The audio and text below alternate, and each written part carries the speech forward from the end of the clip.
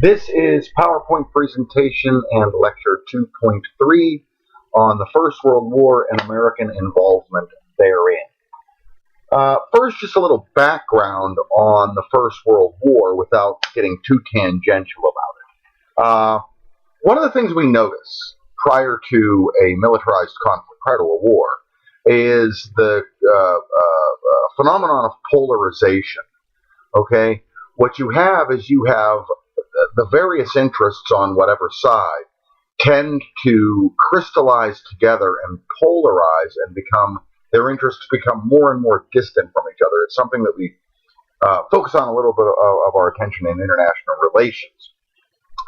Well, this is going to be the backdrop to the First World War. This is going to begin really at the end of the 19th century and into the early 20th century, that you have Europe dividing itself into two camps. You see them there. First, you have the Central Powers, Germany, the aging Austro-Hungarian Empire, Bulgaria, and the even aging-er and unwell-er Ottoman Empire, which is the Ottoman Empire itself, without getting into any great detail of it, was on the verge of collapse for 60 years prior to the First World War. And then you see the Allies, United Kingdom, France, and Russia. And both of these camps had sealed themselves into the camps with a series of defense alliances that obligated each of the parties to jump in the case any of its allies were attacked.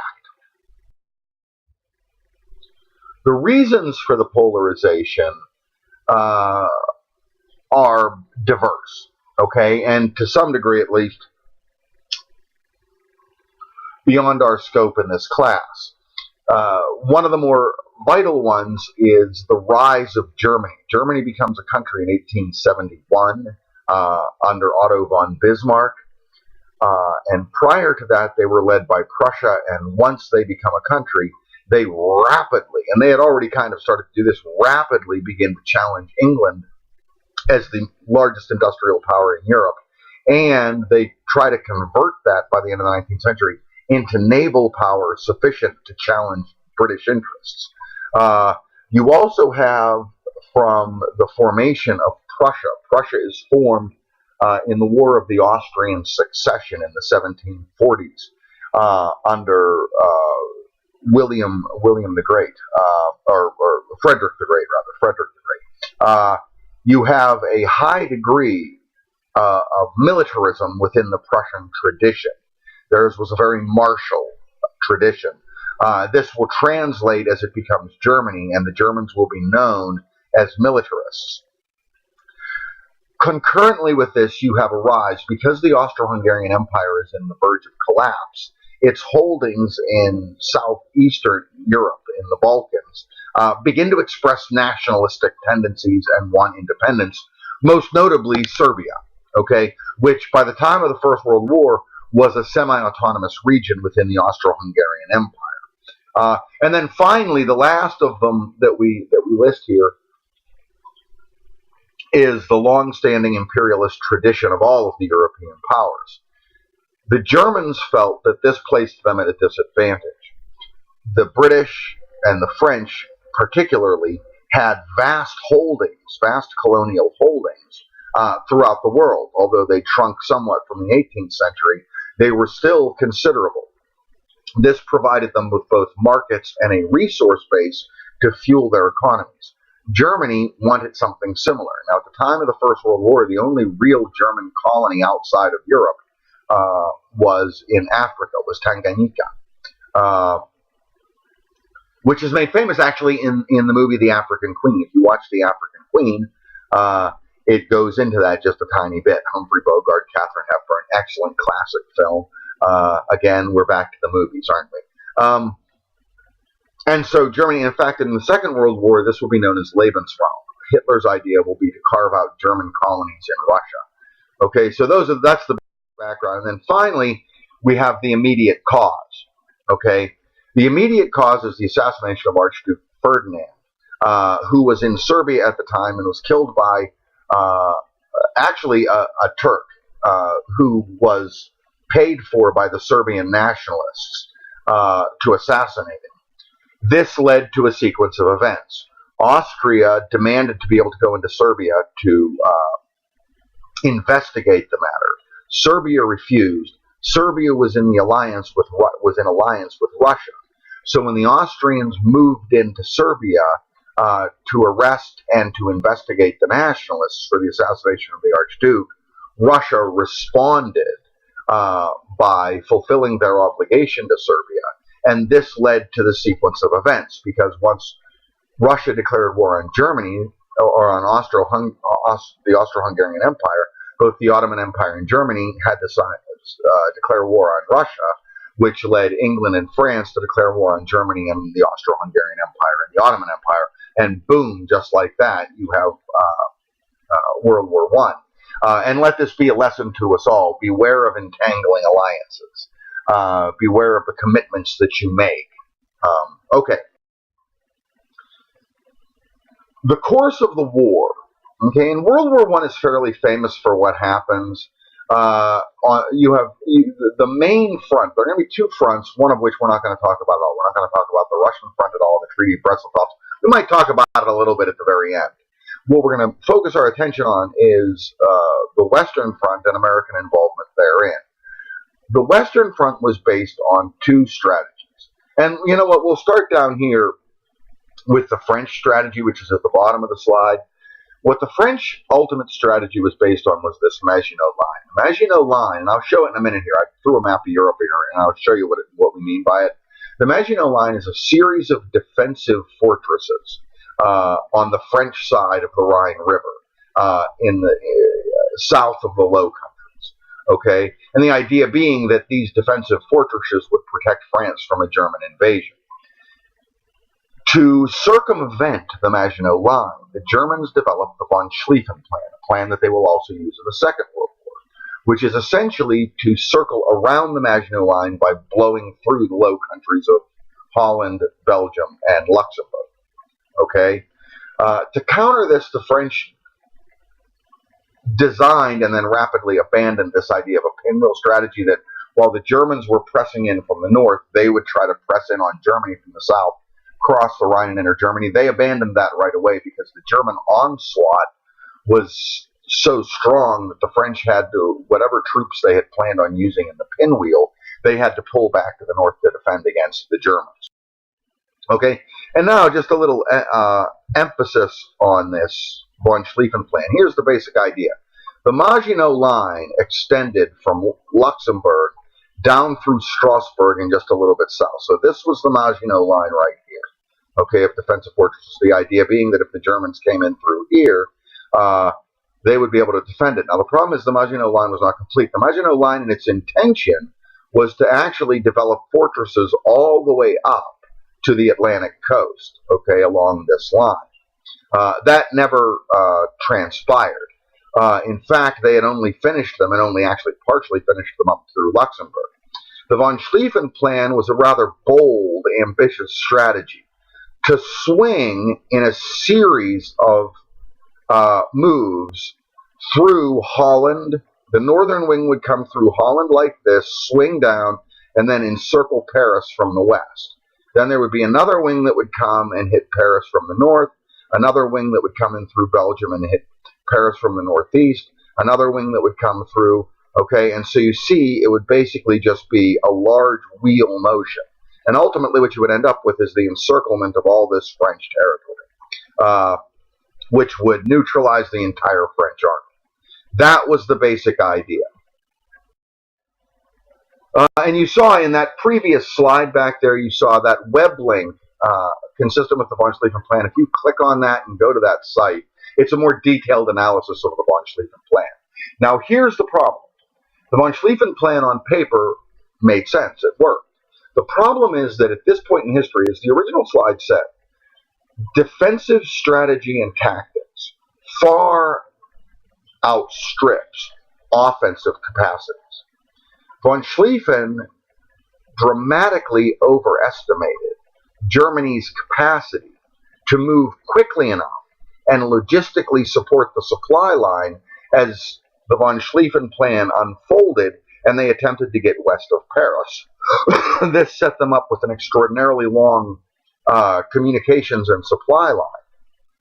And so the German offensive rapidly ground to a halt outside of Paris as they attempted to bring up enough logistical support.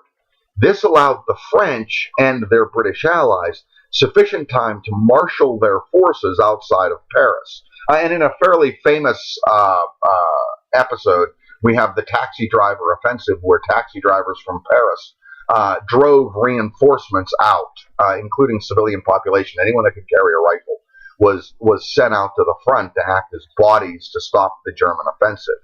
And it was successful.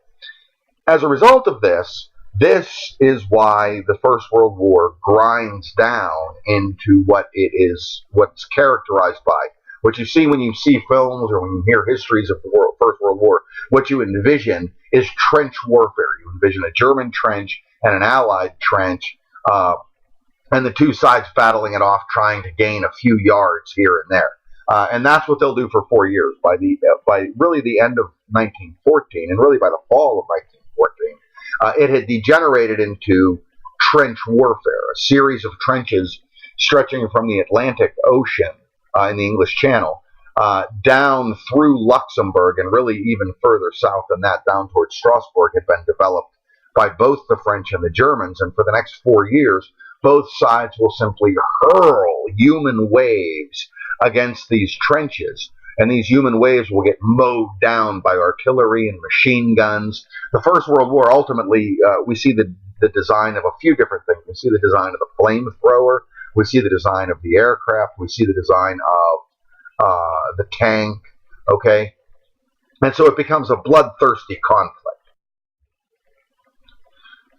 This is just a tiny note on the French pinwheel, and what we said here was that we say the French pinwheel was ill-advised from the beginning because of the Alps Mountains. Ultimately, because of the ferocity of the von Schlieffen attack in the north, whatever troops were designated for the pinwheel had to be moved north, and they're the ones that set up the trench line that degenerates the thing into trench warfare. In its original plan, it was planned as a war of maneuver.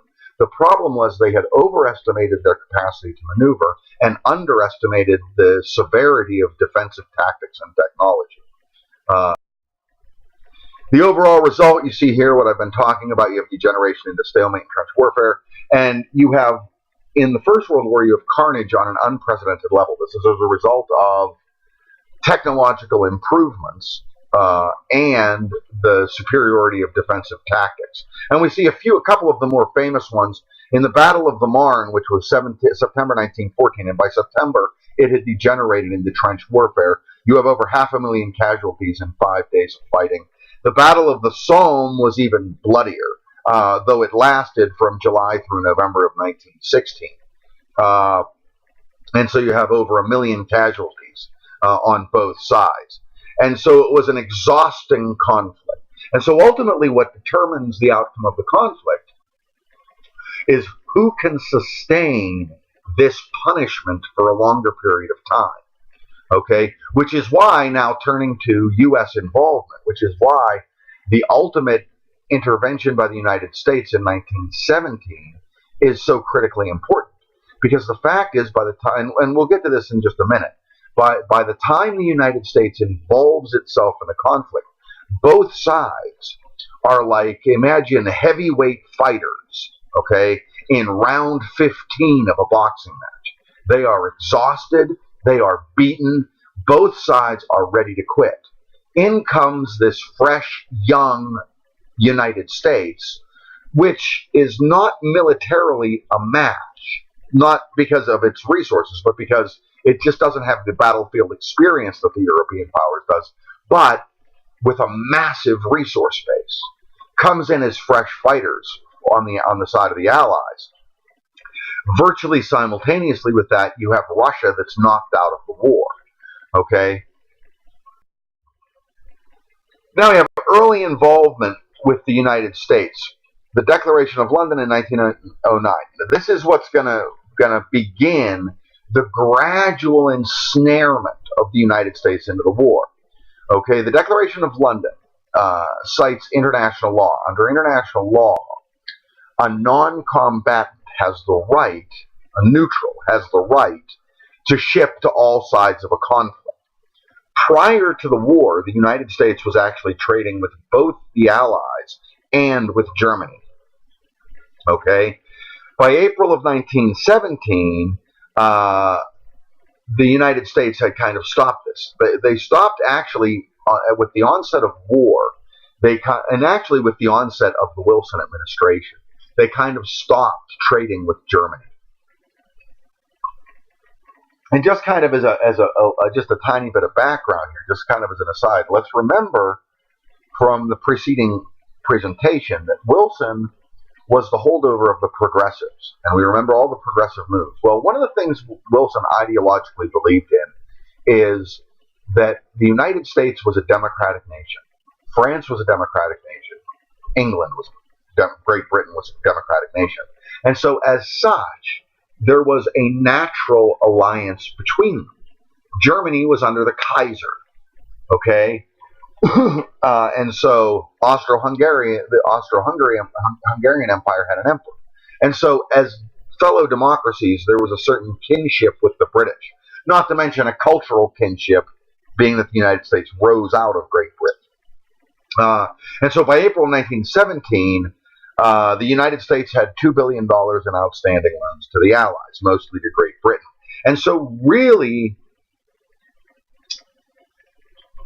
by the time Congress declares war, the United States is really already involved. They were officially a neutral power, but in reality, they had been supporting the British really since the fall of 1914.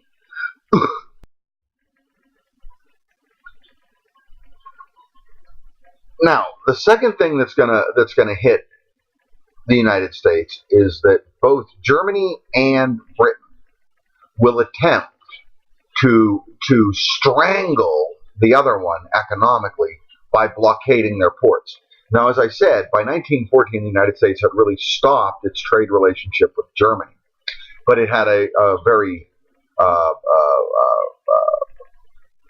large trade relationship with Great Britain. This will be the famous use of the U-boats.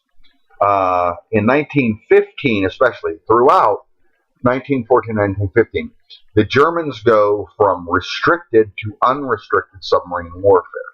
Restricted submarine warfare is to not shoot civilian vessels and to give warning to vessels before you shoot them. Unrestricted is just to shoot on sight. They'll ultimately, by 1915, adopt unrestricted submarine warfare. Now, Britain, for its part, prior to this, any ships that were bound for Germany were redirected to British ports, and the United States looked the other way on it. And you see what I've been talking about here, that gradually through 1914 and 15, the U.S. abandoned its efforts to supply the Central Powers and exclusively shipped to Great Britain. Now, the first of the precipitory causes, and we'll get into the reasons for this, okay? Understand something. Let's get into them now. Understand something. Here's the backdrop of this. Epoch 1 ended with the economic crisis of the 1890s, which led to the progressive movement, etc., everything we've looked at in the last couple of presentations. Well, the United States has never really economically gotten back on its feet. Not to mention, between Roosevelt and Wilson, their progressive policies kind of stifled economic growth. They stifled economic growth because they backed labor, which increased the cost of production, etc. We don't need to focus on that. That's not going to be our focus right here.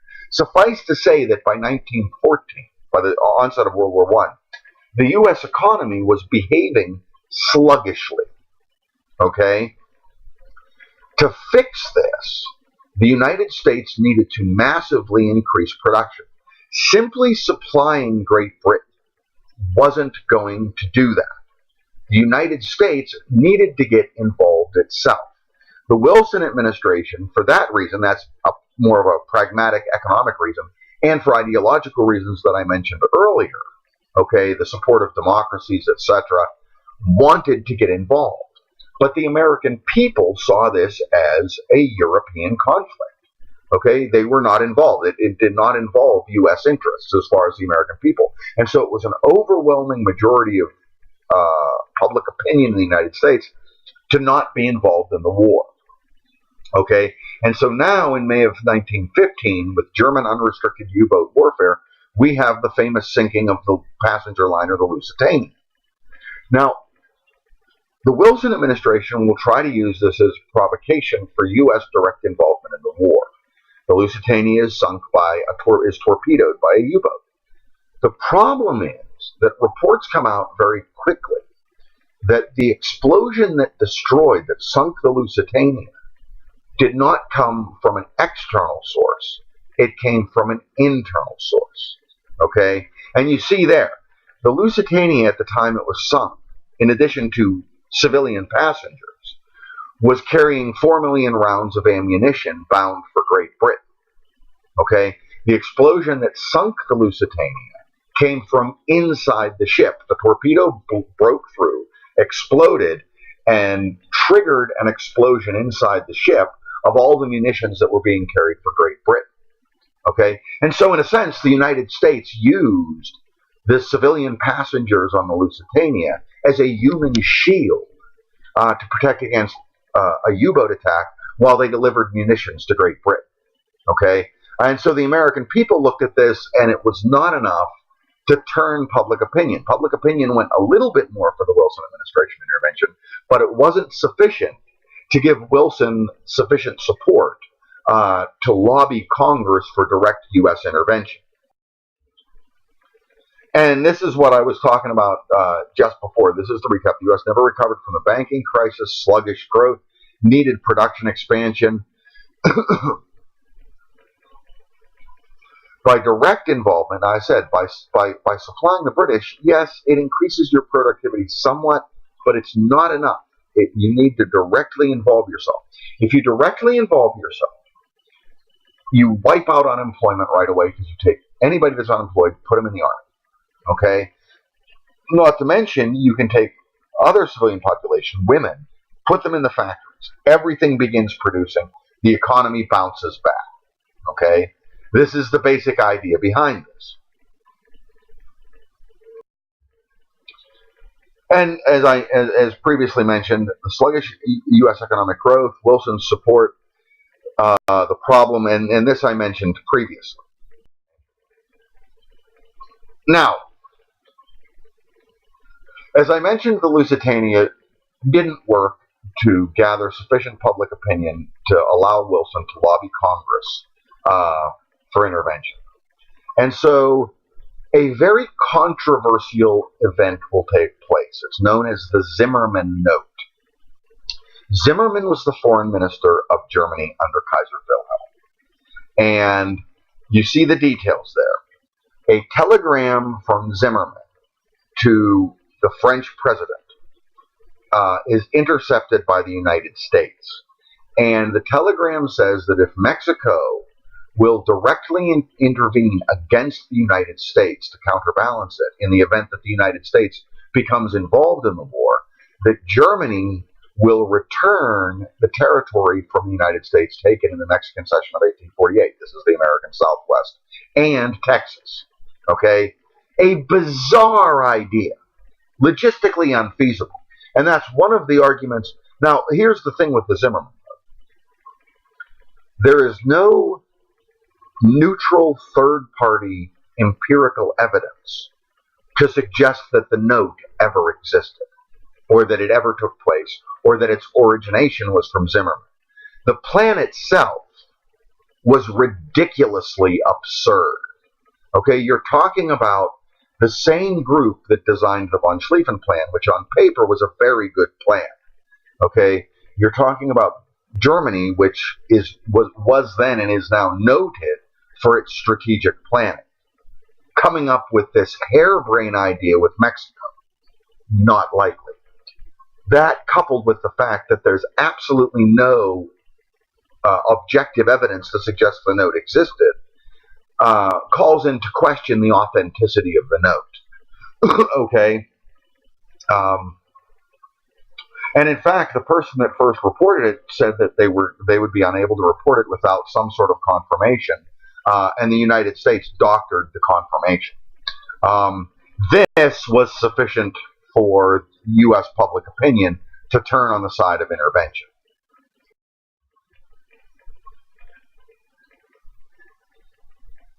And you see what's said here. Even still, it's iffy as to whether or not there can be a declaration of war. Wilson will, based on executive order, begin arming merchant ships, and this is really the beginning of U.S. involvement. This is in March and April of 1917. You see the vote there in favor of it. The war was opposed by Eugene Debs and the American Socialist Party. Eugene Debs will, in fact, spend 10 years in jail because of his opposition to the war. We'll get to that in just a minute. The early stages of the war. As I mentioned earlier, the U.S. troops were ill prepared. They were trained, but they were not bloody. They'd never experienced combat. The last combat that the United States had experienced was the Spanish-American War. Well, we're now 19 years later. It's a different generation altogether. You had insufficient troop strength. There were at the time only 200,000 troops in the United States. 2/5 of them were National Guardsmen, which were poorly trained. And so Wilson will introduce the Selective Service Act, and it will be the first randomized draft in U.S. history. During the Civil War, Lincoln initiates a draft. It'll be the first draft in U.S. history during the Civil War. But, and this was one of the things that we cover in U.S. History 1, with Lincoln's draft, that's why they say of the Civil War that it was a rich man's war fought by the poor. If you had $300, you could buy yourself out of the draft. Such is not the case with Wilson's draft. Wilson's draft is random, okay? A certain percentage of the military age population was called up to active duty. In all, it will ultimately call up 4 million men, okay? And as I mentioned before, this is 1917. The European powers have been in a trench war for 3 years, a war of attrition. In the Battle of the Somme, they lost 1 million men on both sides. They were exhausted by 1917.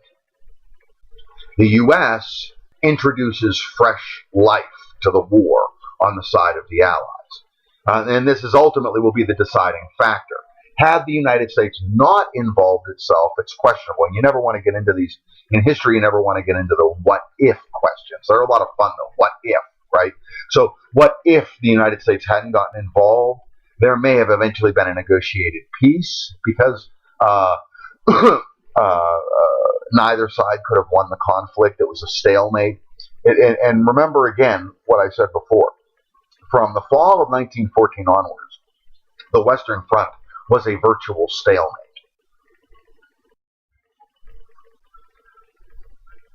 In terms of economically financing the war, what the First World War is going to see to an unprecedented level.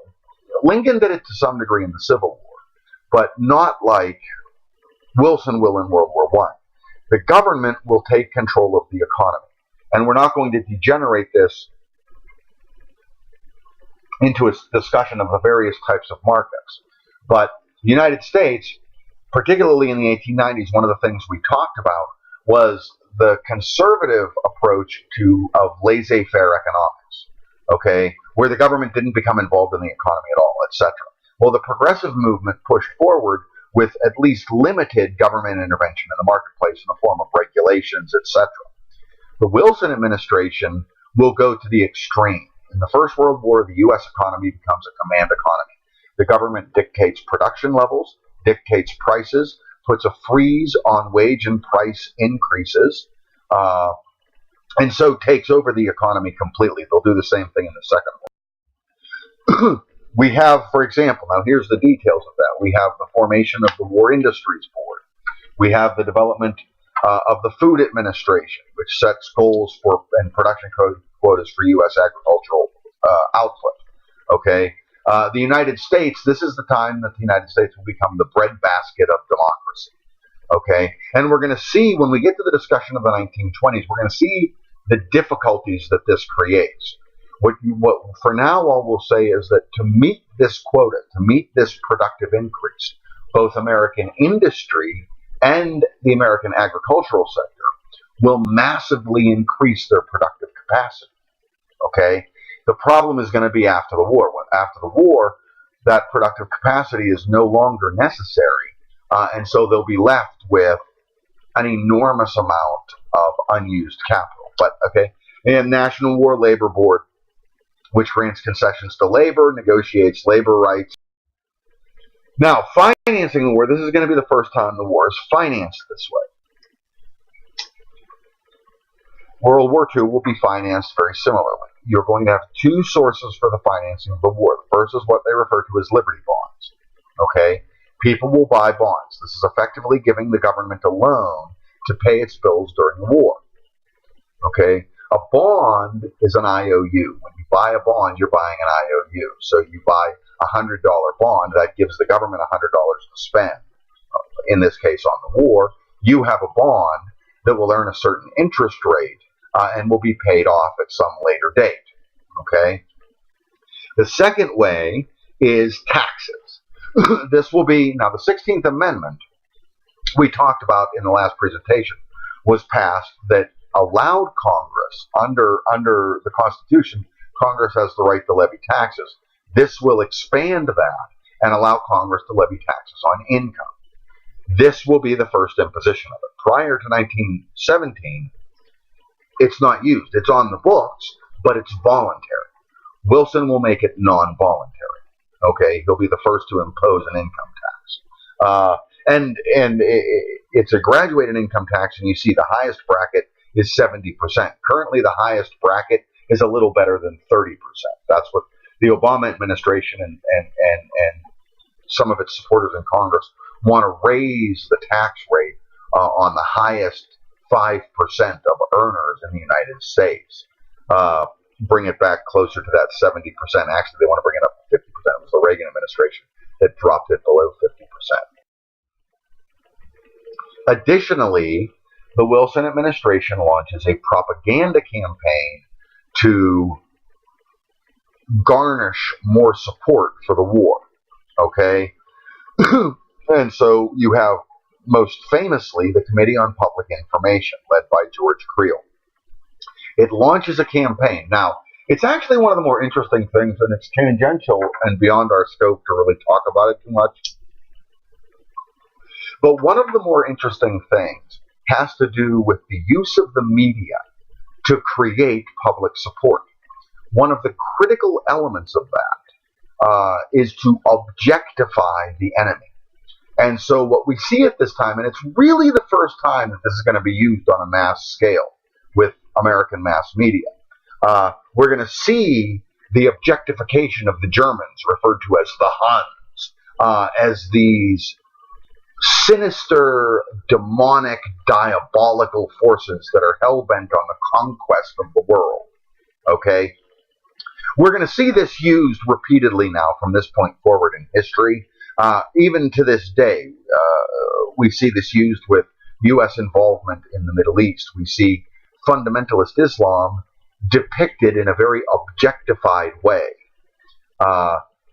And so what you want to do is it's actually always kind of funny to me that the way the United States deals with conflict is very much of a mirror image of the way United States cinema and mass media generally deals with most things. What you see in the United States is a very clear demarcation between black and white. Everything. You look at, you look at American movies and American television, and what do you see?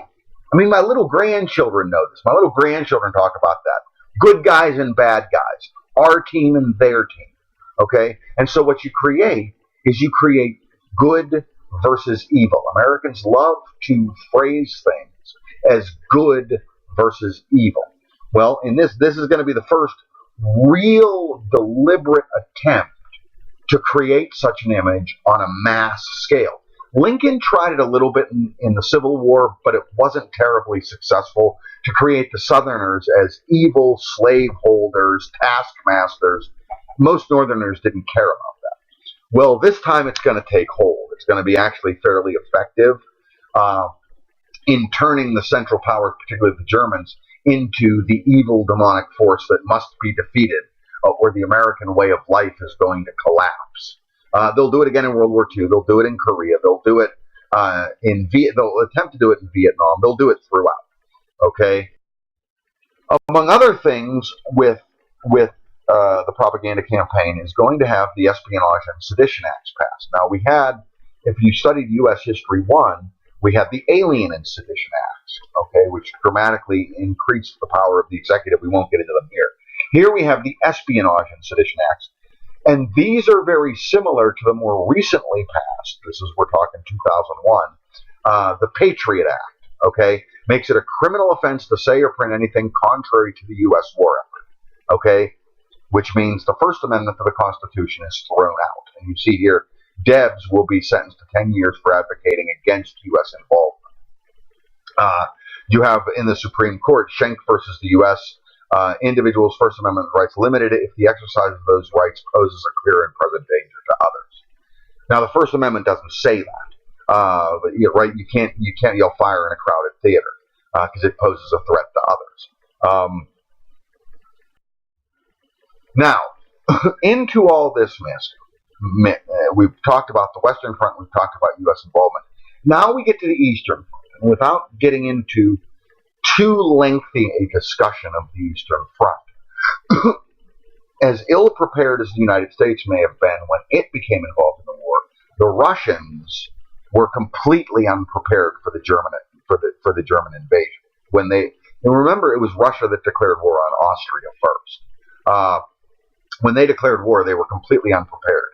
One of the things that we talk about briefly in my geography class is that in the 19th century, the European powers go through two things of critical importance. The rise of nationalism, okay, this is with Napoleon, and the Industrial Revolution. You add those two things together and you have mass armies that are equipped with the most technologically advanced weapons. Well, the Industrial Revolution passed Russia by. Russia never experienced the Industrial Revolution. Okay? As a result of that, when the Germans invade, the Russians are attempting to fight the Germans really with late 19th century technology. And so the Germans go through them, to coin a phrase, like crap through a goose. Okay? They go through them very quickly. They eat up huge amounts of territory in Russia and are stopped only by the fact that they lack the capacity to support it logistically, and because by the time they really get involved in Russia, okay, 1914, 1915, the Western theater has degenerated into a stalemate, and that's drawing more and more German reserves towards it. And so they don't have sufficient capacity to continue their offensive into Russia. But the Russians themselves are no match to the Germans when they come in. This should, now, in October of 1917, the Bolsheviks, and we won't get into this, we could have an entire class on this, at least one section of the class, but we won't get into the Russian Revolution, more is the pity. If we had more time, we could get into a nice discussion of the Russian Revolution and the rise of Bolshevism, etc., etc. I suspect that if you wanted to study that, you would, and I highly advocate taking this course if you're interested. You might want to take Professor Fanning's Soviet history course, which I think he offers in the fall. I think next fall, this coming fall, he'll be offering it. It'll be an on-ground class, and he covers the rise of the Bolsheviks in 1970. Okay, well, the Bolsheviks consider World War I to be an imperialist war fought by the capitalists for capital reasons. So Russia has no interest in it. So rapidly after the Russian Revolution, when the Bolsheviks seize power, when they throw out the temporary government in Russia that rises after the fall of the Tsar, once they take over, they sign a peace treaty with the Germans, which cedes to Germany vast amounts of Russia. It cedes them half the Ukraine and virtually all of what is today Belarus. Now, hypothetically anyways, this should have given the Germans a tremendous advantage on the Western Front, because they could now transfer all of the forces committed to the Eastern Front over to the West, and have sufficient force, perhaps, to break through the trench lines of the Allies. Unfortunately for the Germans, this is now October of 1917 and a late fall of 1917. Prior to this, the United States has declared war. The United States will begin to land in Europe in the late summer and early fall of 1917. So whatever advantage may have been gained by the end of the Eastern Front and the transference of German forces to the West is completely neutralized by the introduction of the United States into the war. Okay? Germany gets fresh troops, but they're neutralized by the U.S. French troops. And so it's going to maintain a stalemate for about another year until the final armistice is signed. Now, the latter stages of the war, we see here, after 4 years of stalemate, Germany could not confront the overwhelming superiority of Allied forces with the intervention of the U.S. The Selective Service Act called up 4 million men. Over 2 million U.S. servicemen will serve in the trenches of France. And confronted with these overwhelming numbers and exhausted, Germany and the Allies will agree to an armistice on 11 November 1918. 11 November, of course, is famous in the United States. It's referred to as Veterans Day. And if this is the first time you've heard it, you hear it here. It was not originally Veterans Day. It was converted to Veterans Day after the Second World War in the United States. It actually was Armistice Day, and in Europe, the 11th of November is still celebrated as Armistice Day. And it's important to point out here that what was agreed to on the 11th of November in 1918, it was not Germany surrendering. It was an armistice, okay? It was effectively a ceasefire to then go and negotiate a permanent cessation of hostilities. At the time of the signing of the armistice on 11 November 1918, there were German troops in the trenches in France, okay? In World War II, it's different. In World War II, it's an outright German defeat, okay? American troops go across Western Germany. Soviet troops are in Berlin. The Nazi Party is overthrown. And so it's a complete defeat for the Germans. This is not a complete defeat. This is a ceasefire. This initiates the Peace of Versailles in the summer of 1919. 11 November 1918 is the cessation of hostilities. The peace conference begins in the summer of 19. The Germans' representative is excluded from the conference. And so from the beginning, he's not even invited to Versailles. So Germans aren't even invited. Okay, so one of the principal interlocutors in the war is not even invited to the conference. Okay, that sets the tenor of the Peace of Versailles, what ultimately will be referred to by the National Socialists when they rise in Germany as the Diktat of Versailles. Okay, the French principally will push for vengeance in the war. You see what the French principally push for. The Germans accept full responsibility for the war. They will pay all costs of the war for all players, which is an absolutely economically unfeasible thing. My senior thesis when I was an undergraduate was on the Weimar Republic. The Kaiser will be forced to abdicate after the First World War, and it will initiate the Weimar era. The Weimar Republic will be created by the Allies. And my senior thesis, which was 138 pages long, was an economic, philosophical, and political analysis of the Weimar Republic and why it collapsed and gave rise to National Socialism. The German military is reduced to a police force in number. It is prohibited from having certain types of weapons, most notably offensive weapons. The Luftwaffe, the German Air Force, is abolished.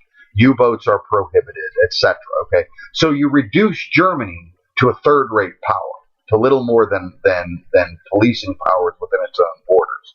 This dramatically reduces German sovereignty, and it is the Peace of Versailles which will be used as one of the main rallying points by the National Socialist Party, which forms in 1919, concurrently with the Peace of Versailles. The National Socialist Party will rise. This is the Nazis under Hitler's command. Ultimately, in 1923, Hitler will take over the party after the Munich Putsch. will become one of the rallying cries of the National Socialists to gain popularity in Germany and ultimately take control. Continuing, in addition, the Germans will have to make territorial concessions. They'll have to cede Alsace-Lorraine to the French. This is the border area in the south between Germany and France, right on the Rhine River. It was taken from the French in the Franco-Prussian War of 1871. The Roer River Valley, which is just next to Alsace-Lorraine, will be occupied by the French in 1922 when the Germans are unable to make their reparations payments for the year. The French and the Roer River Valley is the main coal-producing area of Germany. The French will seize control over it in 1922 after the Germans fail to make reparations payments. The Sudetenland in Czechoslovakia, which is a German-speaking, ethnically German region in northwestern Czechoslovakia, will be ceded to Czechoslovakia. This will be used as a major point by Hitler and the National Socialists. In fact, in 1938, prior to the real introduction of the declarations of war in the Second World War, Hitler will occupy the Sudetenland. He'll take it over.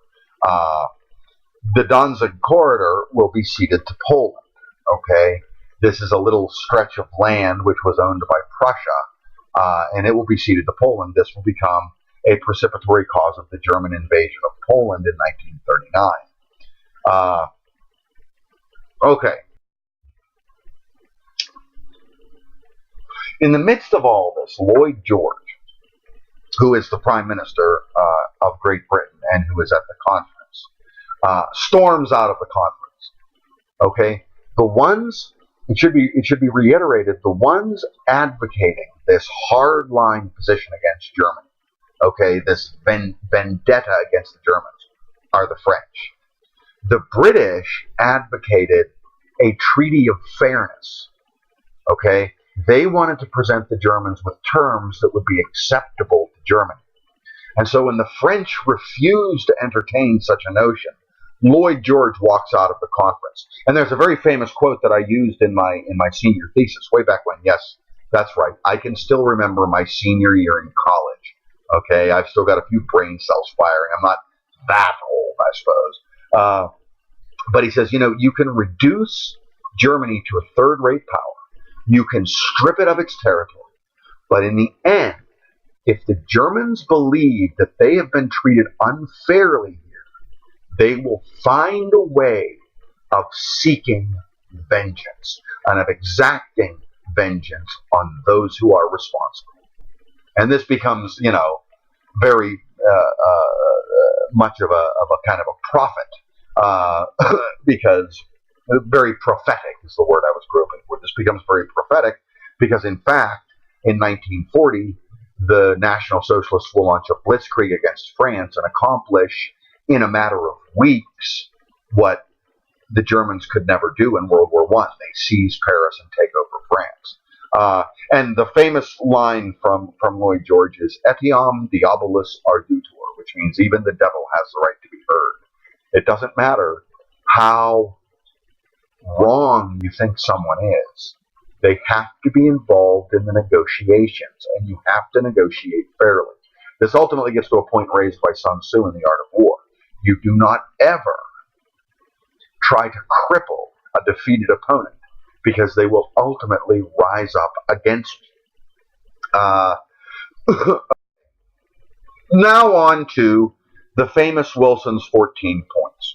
Okay, of the 14 points, you have 8 points dealing with territorial adjustments within Germany, 5 points dealing with international law, these being the freedom of the seas, open diplomacy, no secret treaties. That was the problem with the First World War, is that these defensive alliances were all in secret. They weren't announced to one another. A reduction of armaments, free trade regime. The United States was kind of advocating its own position on this. This would presumably increase productivity in the United States, and more importantly, we see here just kind of underneath the surface, the United States still pressing this open door with China, even though by this point it's really a moot point, and the settlement of colonial claims. The major point is the most difficult point: the self-determination of peoples and the establishment of an international body to resolve disputes peacefully, namely the League of Nations. Now, here's the problem. On the first point, the self-determination of peoples. A little-known fact about Woodrow Wilson. Woodrow Wilson's favorite film was a film that came out around this time called Birth of a Nation. For those of you unfamiliar with it, you can Google it. You could probably even find it on YouTube if you wanted to. Birth of a Nation is a film that glorifies the formation and operation of the Ku Klux Klan. When we talk about the self-determination of peoples, underneath the surface is a certain racially prejudiced ideological position. People don't have to live with people who aren't like them, okay, is basically what it gets down to. Now, that's the one problem. The second problem is, how do you determine what constitutes a peoples? Okay? In other words, okay, what you're saying here is that the people of a geographic region, this was very popular. This is popular sovereignty. This was very popular in the United States just prior to the Civil War. In fact, this is what led to Bleeding Kansas, for those of us who went through U.S. History 1. This is what would lead to the Civil War in Kansas. Okay, you allow the people of a geographic region to determine their system of government and who governs them. It makes sense on the surface, certainly reasonable enough. The problem is, how do you delineate those geographic lines? Okay, how do you determine what constitutes a peoples? We saw an episode of this last year. Okay, last year the big crisis was in the Crimea and in the eastern part of the Ukraine with Russia. Okay, well, as it works out, Crimea used to be part of Russia. Okay, prior to the Treaty of Brest-Litovsk, Crimea was part of Russia. Okay, the Russians, the people who live in Crimea are ethnically Russian. They are the language they use is Russian. Okay, so the Russians decided to recognize their independence and allow them to vote to sign on and be part of the Russian Federation. Okay, and the Ukrainians said, no, you can't do this. The United States said, no, you can't do this. And everybody, all the world, whoa!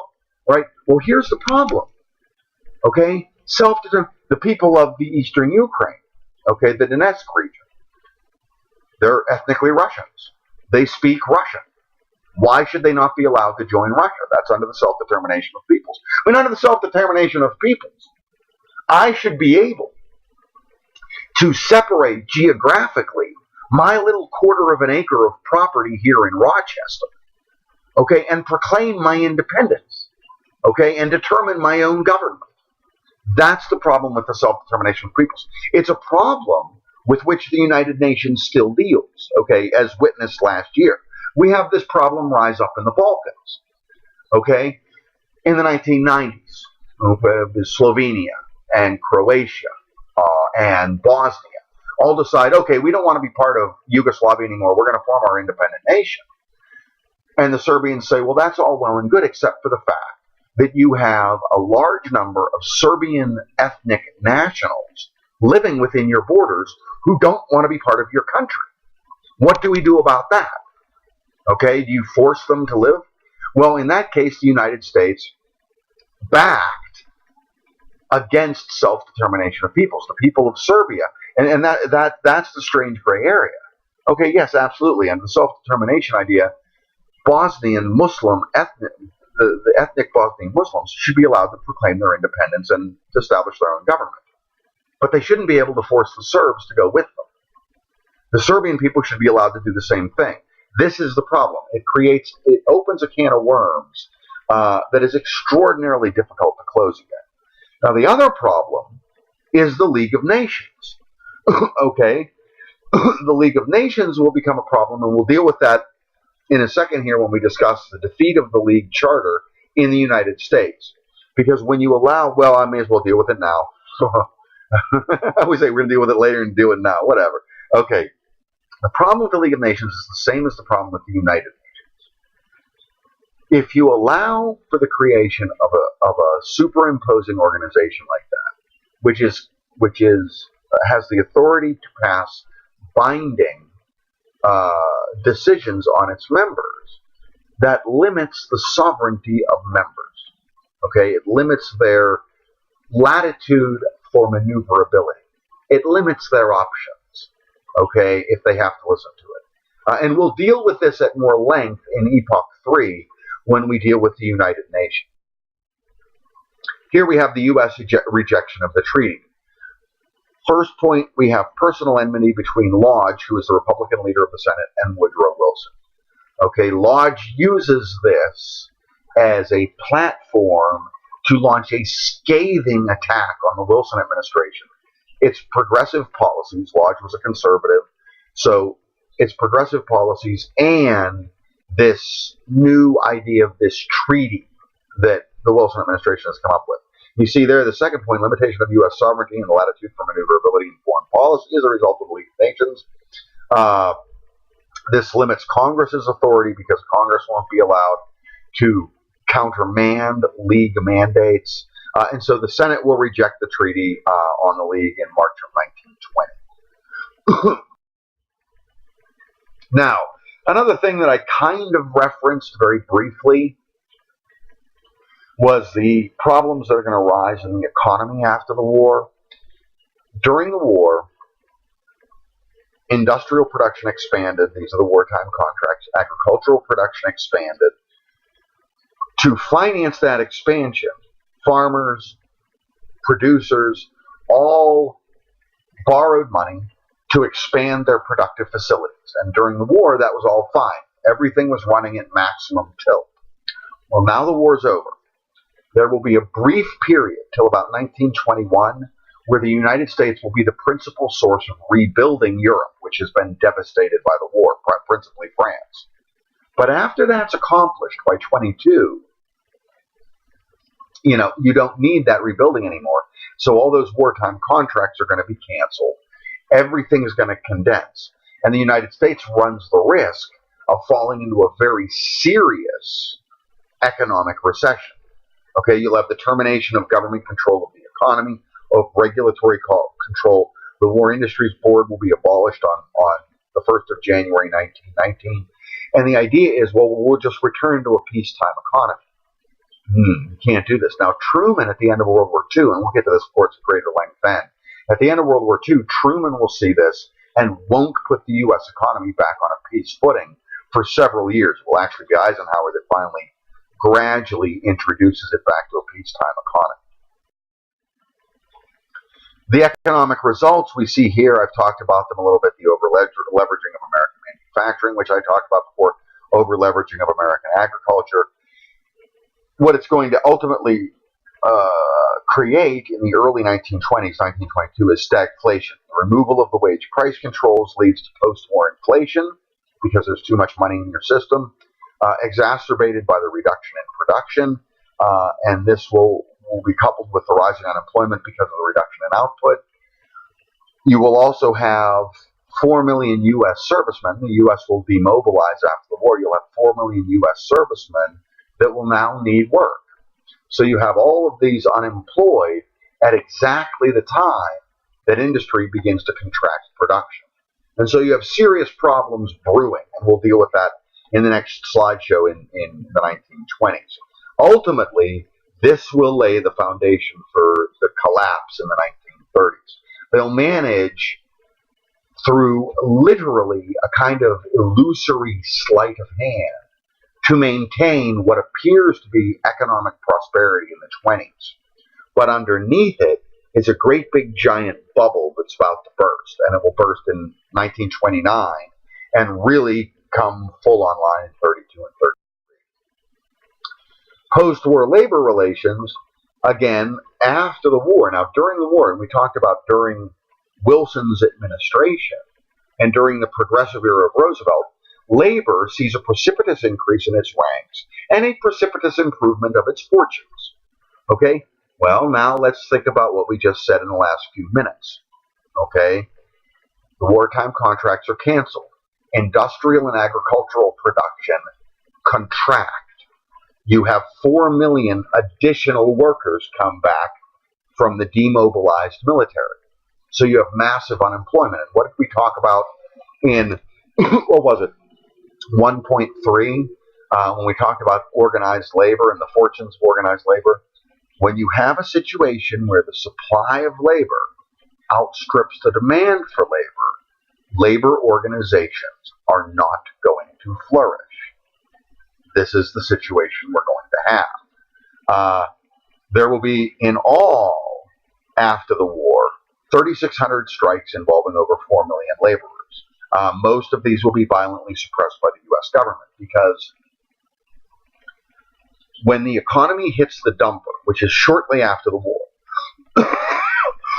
there is a general reaction against Wilsonian progressivism. This will be coupled by the fact that progressivism is seen as a kind of a socialistic drive. Well, this is in the wake of the Bolshevik Revolution in Russia. And so there is the first Red Scare, and again, we'll deal with that in the 20s. Okay? So conservatives are going to sweep back into power, both in the Congress and in the White House.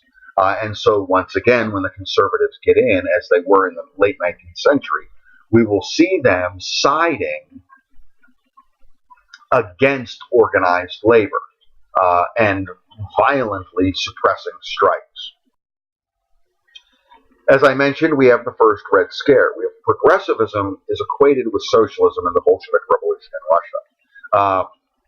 This will be the formation of the very famous anti-subversive division of the Department of Justice, which will ultimately, as you see there, become the forerunner of the FBI. This will be converted into the FBI after the Second World War, under the command or direction of J. Edgar Hoover. And it will be under the direction of J. Edgar Hoover until the early 70s.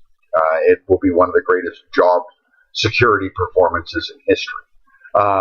Labor unrest will be attributed to the rising tide of socialism and the threat of Bolshevism, and so Wilson will be discredited, the progressives will be discredited, and labor organizations will be discredited, and they will be branded as socialists. Now, all of these things collectively together, we have the failure of Wilson's 14 points. We have the lack of congressional approval for them. Wilson is in failing health. He suffers a debilitating stroke in October of 1919. Wilson's progressivism is seen as fostering communism. Warren Harding, a Republican, a conservative, will win the election in 1920. The conservatives will then sweep in the 1920s and dominate American politics and the American economy throughout the 1920s until they are themselves discredited by the economic crash, the collapse that is the Great Depression. That, I think, is the conclusion of this lengthy presentation on the First World War and American